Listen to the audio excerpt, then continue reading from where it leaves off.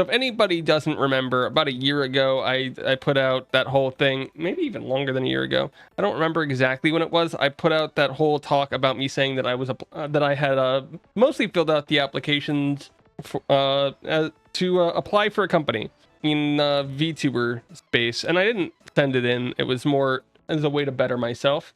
And that company was, if anybody doesn't remember, it was VShojo. And just yesterday, Iron Mouse released a video. Iron Mouse, very big streamer, very big VTuber, by the way.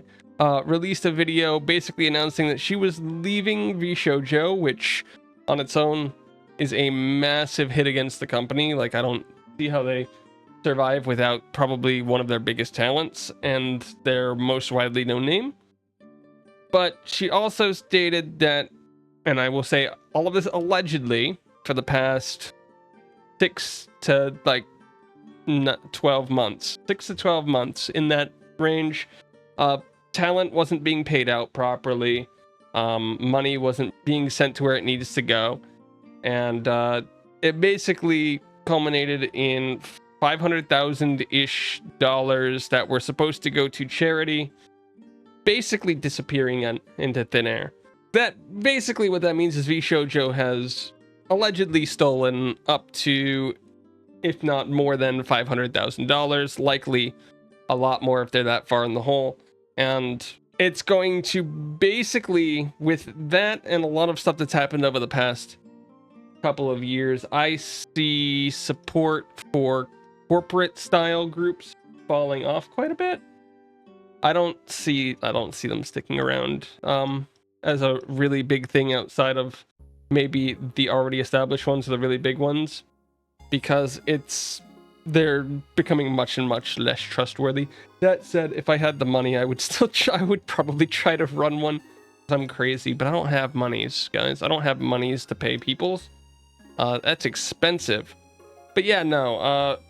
When it comes to the whole VShojo thing, I think 7 or 8 of their talents have quit in the past week or two, or at least in the past 24 hours since the news has come out. So from a streaming standpoint, from all of that, VTubing is taking a pretty big hit on the corporate side. A little bit of growth on the indie side probably going to be seen in the future. And around here, it's pretty annoying to me. I felt like I should talk about it because I have brought them up in the past, and at least at the moment, it's like, why are you guys? Why? But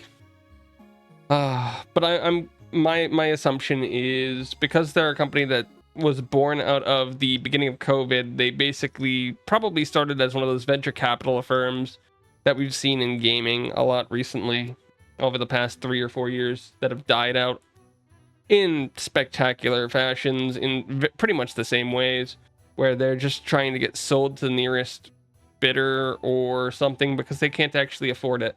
And I'm guessing that the well started drying up a little over a year ago, and their back's against the wall, and they just did what they felt they needed to, I guess. I don't actually know, man. I wish I understood. But if you're wondering, that's why I wouldn't take money from venture capitalists, because I have seen this over and over again. That's the VTuber news of the day.